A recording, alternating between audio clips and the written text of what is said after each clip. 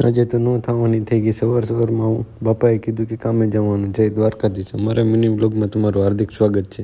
આ છે કાકા આજનો વ્યૂ. અને એટલી વારમાં ત્યાં તો આવી ગઈ આપણી હાથમાં માપપટ્ટી.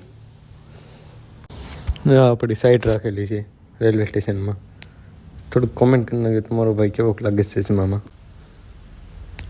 ત્યાં તો એટલી વારમાં આપણો કારીગર મેળો બાકાજી કે બોલાવો ઉતાવળમાં કામ કરવા, કેમ કે એને વરસાદનું જવું હતું ઘરે.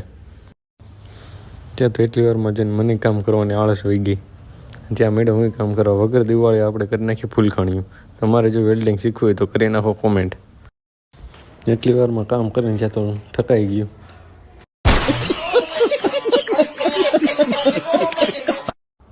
આપણી સાઈડ રાખી હતી એ કરી નાખી પૂરી. એટલી વારમાં આવી ગઈ ટ્રેન. ત્યાં તો અમારો કારીગર મેળો છે સપાટા કરવા જ. कौन है ये लोग? कहां से आते हैं ये?